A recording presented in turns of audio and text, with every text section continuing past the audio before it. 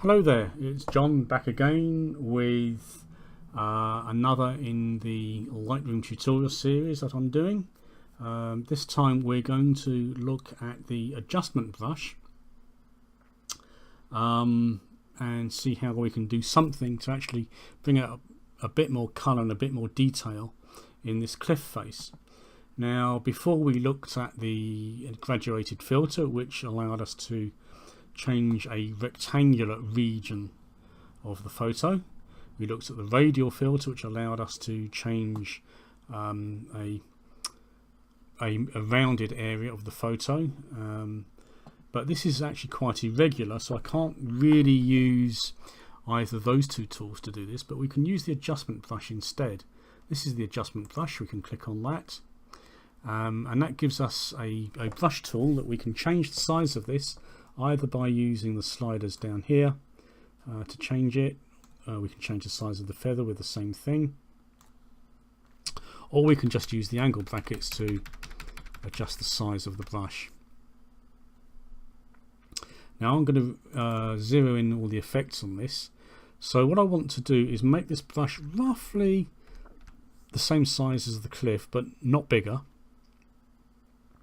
I'm going to click on auto mask. If I don't use auto mask, let's just demonstrate what this does. Let's push the exposure right up and we start painting in the cliff here. I need to push my density up and I need to push my flow up so we can see the effect of this. So you can see in here I'm making the cliff brighter. If I actually go over the edge here, then we're making the sky brighter as well. If I click on auto mask and we do the same thing, now this time notice how it just goes up to the edge of the cliff and not over. So I'm going to do all my painting in this with the auto mask switched on. Obviously I don't want to go that much. I'm going to bring the exposure down a little bit. We can apply the exposure, in fact any of these settings, at any stage during this process. Before I do any painting on this, it's just worth quickly covering what we're doing here. So these first two sliders will affect the white balance. So we've got the color temperature and we also have the tint of the color that we're going to be painting. We can adjust the exposure, so we can either darken it or lighten the exposure. We can adjust the contrast. We can adjust highlights or shadows. We can do clarity, which is the local contrast. We might want to do that if we want to bring out some detail. We can adjust the saturation of any colours that we are painting. We can also do sharpness, noise and moire. So if you had, for example, somebody wearing a quite thinly striped shirt, for example, you might get some patterns in here. You can actually paint those moire patterns out by using this brush. And we can also do some more work to defringe, which is basically correcting the chromatic aberration from the lens. And we can also target specific colours or paint specific colours, which we'll probably do in a moment. So what I want to do here is I'm going to adjust the exposure. I'm going to push the tint and the colour temperature up a little bit because I want to make this a bit warmer. I'm going to push sharpness right up because I want to make this extra sharp. Actually, I'm going to push clarity up a bit as well, and we'll also push saturation up. And so now we're going to start painting in here. And so you can see that as we paint, we're getting the effect applied. I'm being careful not to put the plus over the cliff face. What would happen if I did push the plus button over there? Well, let's have a look. So the moment I go over here, we can say we're painting in the sky again. And you're going to say to me, but John, you said we've got the auto mask. Why is that happening? Well, it's happening because I've moved the plus symbol above the area where I want to paint. If I do that accidentally, if I hold down the Alt key in Windows and the Option key on the Mac, it changes to a minus. And so we can go through here and we can paint that out again to remove the effect where we might have accidentally put it where we don't want it. Actually, that's not looking too bad. What I'd like to do though is I'd like to actually get a bit more in here, particularly on this face here. So I'm going to click a new brush, so that keeps the old one where it is, and I'm going to start painting again.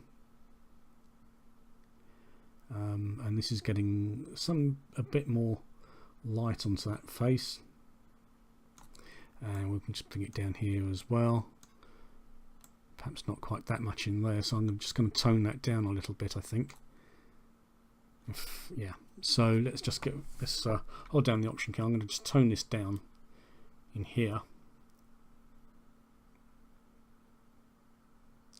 So let's remove that effect.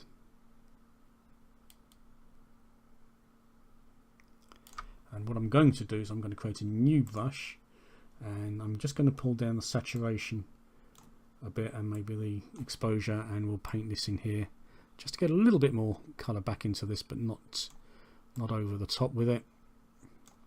Something like that, I think. It's not looking too bad. And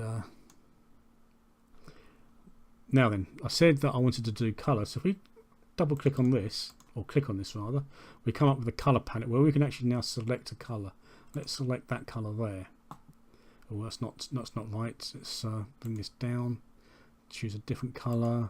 We can actually go through and start adjusting the colour that we painted this.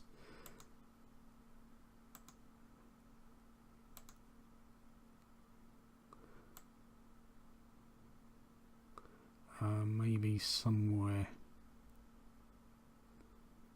down there, and we can get rid of that. And so so that's how we're doing this. I actually want to bring down the yellows a little bit. I want to get a little bit more magenta into that to make it a little bit redder.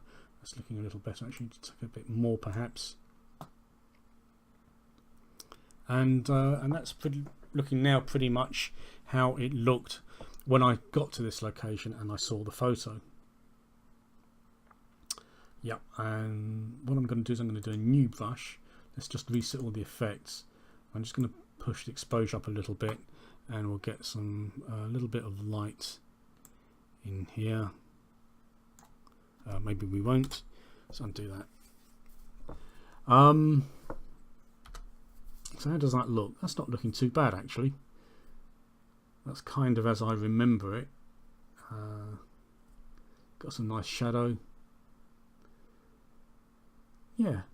What I might do is I might take this into another tool that I use and just enhance the colours a little bit, but to be honest, that's actually not looking too far away from how I remember it. We've got that nice red and early dawn light on the cliff face here. We've got the greens, which are looking quite realistic. We've got the light on the houses with some nice reflections in the lock. So yes, I think that's pretty good. So that is pretty much, I think, how I would leave that photo. So that's my processing done in Lightroom of a shot I took last year. So now you've seen how it was done. Thank you for watching, and next time we'll start maybe looking at the library and cataloguing section. Thank you.